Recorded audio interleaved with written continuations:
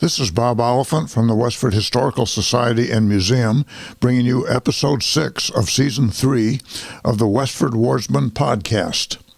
The Westford Wardsman newspaper was part of Turner's Public Spirit, a weekly newspaper in Ayer a century ago. In this episode, we'll be reading the Wardsman for the week ending Saturday, February 5th, 1910. I'll elaborate on what was happening in Westford in 1910. The first section of the paper this week is the About Town section. The annual meeting of the Republican Town Committee was held at the Selectmen's Room last week, Friday evening, to organize.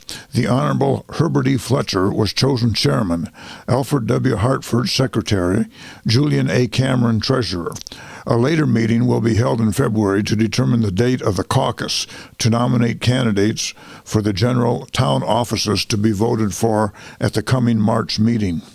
The important offices to be filled for a term of 3 years and the individuals whose term expires are Selectman Edward M. Abbott, Assessor Charles D. Colburn, Overseer of the Poor Charles L. Hildreth, and School Committee Albert R. Schote and Henry B. Reed. Wallace Johnson commenced building his ice house Monday at Burgess Pond. P. Henry Harrington of Graniteville, the substantial push magnate in wood combinations, has the contract for this building. That is to say, he was a carpenter. There is need of it ere it can be said, the harvest is past and the winter is ended, and where is the ice for the house I intended? The Griegs, the concentrated and always get there farmers, have recently purchased the Brow land west and south of Fairview Cemetery. The Griegs lived in the farm that we know as the Hicks Farm, located right across Main Street from Fairview Cemetery. And actually, I believe David Grieg ran a funeral home out of his house there. The selectmen have appointed Harwood L. Wright, Fred R. Blodgett, William O. McDonald as appraisers of property at the town farm, which will take place today, Saturday, with the usual ceremonial elaborations of dinner for those town officials who, quote, earn their bread by the sweat of their brow, end quote. This is an early American proverb that dates back to at least 1758, and this was an annual custom in Westford for the selectmen and the overseer of the poor and several other town officials to have dinner at the town farm, prepared usually by the wife of the director or manager of the town farm. Next section is called Entertainment. Westford without its oak hill as it grandly skyward points and earthward is guide to the granite. Would be Westford, but by so much less without its Fletcher family there, who lose no opportunity at close call for doing good. One of these opportunities was carefully cared for at the village church at West Chelmsford last week, Thursday evening, when Mrs. Herbert Fletcher and her Sunday school class gave a supper sociable and entertainment. During the year, teacher and class have raised $150 toward fitting up and furnishing a classroom, and the entertainment Thursday evening was simple addition and multiplication to a previous well-directed motive. Basketball. Saturday afternoon, Westford Academy basketball team defeated the Chelmsford High School team by the score of 11-5. The following is the lineup. I'll just read the Westford lineup. Featured 5 players: Feeney, Bannister, S. Talent, Walkden, and A. Talent. It is evident that the Westford team was too talented for the visitors, or else the Chelmsford High would have been high in something other than in name. Following this came the Westford Academy second team and Chelmsford High School second team, and for lack of talent, the Westford team was defeated by a score of 6-1. The following was the lineup: Hanson, Gilson, Prescott, Whitney, and it has LaBuke here, L-A-B-U-K-E, but I suspect it's actually L-A-D-U-C, LaDuke. I've never heard of a LaBuke family in Westford. The next section is the Fortnightly Club. The Fortnightly Club held its regular meeting last week, Friday evening. Disappointment expressed was the salutation individually and as a club because of the inability of Mr. Corkum of Billerica to be present as planned. The breakdown of an electric car was responsible for the partial breakdown and the animation of the meeting, but the question resolved that we are influenced in our conduct by what is inherent more than by the enactments of law, went right along by impromptu speakers who had much more inherent ability than the coercions of law could have supplied them with. Among those who led ahead were Fred Blodgett, Mark Morrison, J. Everett Woods, Mrs. Walter Wyman, Henry O. Keyes, Mrs. Edwin Gould, Alice Lambert, and others who care not for the fame of their printed name. I suspect one of the others was Samuel L. Taylor, who seemed to always have a word when a word was needed, and he's the author of this particular piece, I'm pretty sure. Next, we come to the Westford Center section. Joseph E. Knight is absent from town, having gone on a trip to Scarborough, Maine, where he goes to attend a family reunion of 5 generations. The youngest in this group is 6 months old, and the oldest is Mr. Knight's mother, 87 years old. Mr. Knight himself has seen 72 winters. I guess that means his mother was only 15 years old when Joseph Knight was born. Last Saturday's ice storm made a beautiful spectacle Sunday morning, but the ice weighted the branches of trees to their injury in many places. Several good-sized branches were broken from the fine shade trees on Main Street. Reverend C.P. Marshall preached for the last time as pastor to good-sized congregations morning and evening at the Congregational Church last Sunday. They were not farewell sermons, but earnest discourses to the people he has served as faithfully for nearly 5 years. Mrs. Marshall and Marion left Monday, going to Medford Hillside to spend a little time with relatives. The household goods left Tuesday for Quincy, going over the road in teams in charge of G.E. Gould. Mr. Marshall also left on that day. Reverend David Wallace, formerly of Presque Isle, Maine, who was expected to occupy the pulpit at the Congregational Church both morning and evening this next Sunday, is not available for that date, but will probably be here the next Sunday. At this writing, arrangements have not been completed for Sunday's supply. By that they mean supplying the pastor for next Sunday.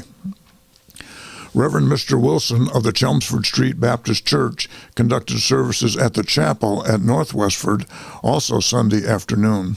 There will be services again next Saturday. The Edward M. Abbott Hose Company held their regular monthly meeting at their headquarters on Boston Road Tuesday evening. An oyster supper was served in charge of Alec Fisher, Peter Clement, and Warren Karkin. An invitation was received and accepted from the Graniteville Company to meet with them next Monday evening. The financial report of the recent successful Fireman's Dance at the Town Hall was $35.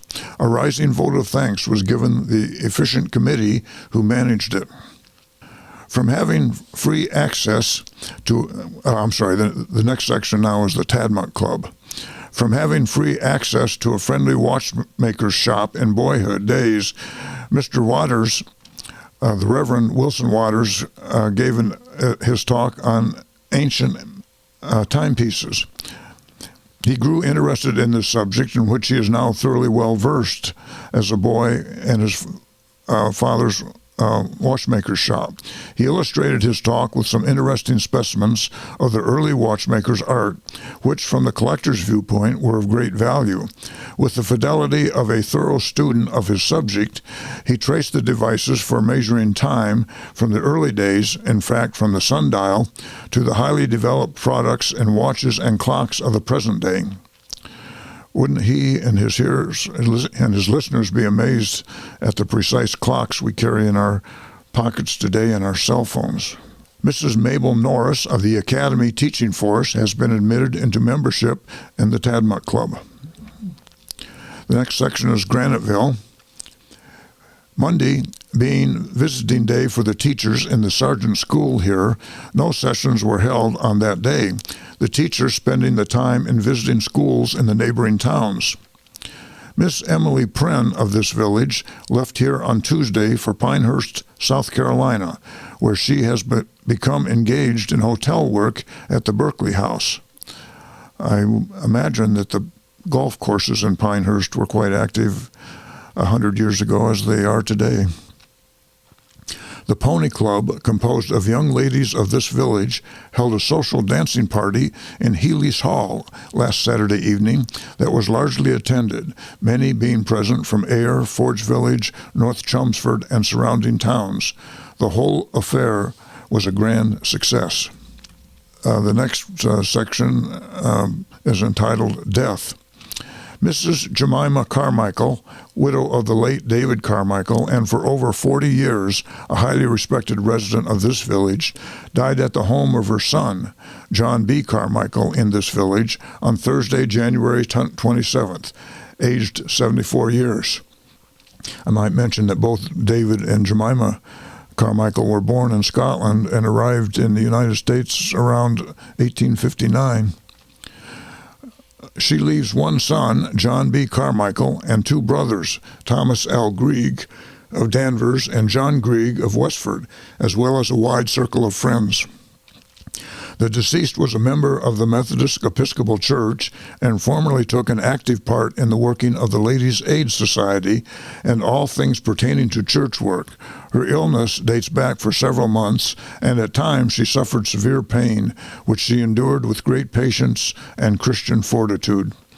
During the past week, her condition grew rapidly worse, but the end was very peaceful and beautiful, and she died like a child going to sleep. In the death of Mrs. Carmichael, this village loses one of its oldest residents, and the church a strong co-worker and a good, firm member, while the neighbors and friends consider the loss a personal one. The funeral took place at the home of her son, John B. Carmichael, Sunday afternoon, and was largely attended, many being present from out of town. The services that were held at the house were conducted by Reverend Alfred Woods of Newburyport, a former pastor of the Methodist Episcopal Church here and an old friend of the Carmichael family. Mr. Woods spoke very feelingly of the departed, and his words of consolation to the bereaved family was a source of great comfort to them. Alfred Woods was actually a native of Nova Scotia, came to Boston around 1870 or 1880, I believe. The bearers were Wesley O. Hawks, Levi S. Gilson, Andrew Johnson, and Willard G. Blodgett. Burial was in Fairview Cemetery, Westford, where the committal prayers were read by Reverend Alfred Woods. At the cemetery, the grave was entirely hidden by hemlock boughs and evergreen, the work of Mrs. Clara Grieg. Undertaker David L. Grieg had general charge of the funeral arrangements. The next paragraph is called Looks Like a Race. Judging from present indications, it looks very much like having another trial of speed between the different horses here in a very few days. The ice on Forge Pond is in fine shape, and all that is needed is a couple of nights of good freezing, and everything will be in readiness. There are some very fast steppers in this village, and it appears that a prominent man in Westford Hill has a horse that he thinks can, quote, go some, end quote. The people here are not of the same opinion, however, and are in hopes that the weather will be favorable so as to enable this speeder to show what he can do. It is understood that several of the horse owners throughout the town are taking quiet little trips nightly to the neighboring ponds for the purpose of trying the ice, but as the most of them carry stopwatches and the horses are well booted, it looks as though they were trying to steal a march on the other fellow. In the meantime, the sports are wishing for a cold snap, and that the great day will be fair with little wind, that is, across the pond. The next section is called Entertainment. The Ladies' Aid Society of the Methodist Episcopal Church held an entertainment and food sale in the church vestry on Tuesday evening, and in spite of the inclement weather, there was a large number in attendance. The committees in charge of the entertainment, Mrs. Charles G. Sargent, that would be Charles G. Sargent Jr., and Mrs. Harry N. Fletcher, departed from the usual custom that prevails at such affairs and secured as a social attraction at this time S. Thompson Blood of Concord, who furnished the entire entertainment and scored a great hit. It was the first appearance here, but it is the sincere wish of all that attended Tuesday's evening performance that it will not be his last, for there was not a dull moment from beginning to end, and the whole affair was very enjoyable. The Committee on Entertainment is to be commended for its foresight in selecting such a popular attraction, and when it serves in a similar capacity again, it goes without saying that the church will be filled to the doors, as it is plainly evident that they displayed good judgment and gave the people just what they have been waiting for. Before and after the entertainment, a sale of homemade candies and ice cream and cake was held, and the good things were so very good that the entire lot was soon disposed of. This was one of the most pleasing affairs that the Ladies' Aid has held for a long time. I believe that Mr. Thompson Blood did return to Westford, and we'll hear more of him. The next section is Ford's Village. The members of the John Edwards Hose Company of the Westford Fire Department held their regular meeting in their club rooms Wednesday, February 2nd, and made arrangements to hold a supper Saturday evening, February 5th. The Johnson-Ketchel fight pictures will be shown twice at Pages Hall, Ayer, Wednesday evening, February 9th, and at 7:30 and 9 o'clock. This is a reference to the boxing match that was held on October 16th, 1909 in Colms, California, C-O-L-M-S, California, when the African-American heavyweight champion Jack Johnson beat middleweight champion Stanley Ketchel, one of several, quote, great white hopes, end quote, who tried to defeat Johnson. In the 12th round, Ketchel knocked Johnson down. Johnson got up and immediately knocked Ketchel out. The fight was filmed and shown around the country. The next section is entitled Death. Mrs. Celeste Couture, widow of Noel Couture, passed away early Thursday morning, January 27th, aged 84 years, 10 months, and 26 days, after a long and painful illness, which she bore with great patience and true Christian spirit. Mrs. Couture made her home for the past 19 years with her daughter and son-in-law, Mr. and Mrs. George E. Mountain. She was a devout member of St. Catherine's Church, and when her health permitted, was a regular attendant. She was a member of the Order of St. Anne. On December 10th, while crossing the tracks of the Boston and Maine Railroad, she slipped on some ice and broke her wrist. Owing to her advanced age, the fall caused her to suffer a shock from which she never recovered. All who knew her felt the charm of her conversation and the excellence of her mind. Her presence will be greatly missed in the home where she was so tenderly cared for. She leaves to mourn her loss 4 children, Mrs. G. E. Mountain and Mrs. Charles Gray of this village, Alexander Couture of Brookside, and Richard Couture of Lowell, also 8 grandchildren. Funeral services were held at St. Catherine's Church Saturday morning at 9 o'clock. A high mass was celebrated by Reverend J.J. McNamara. The choir, under the direction of Miss M.F. Hanley, sang the Gregorian chant. Many beautiful floral offerings were in evidence.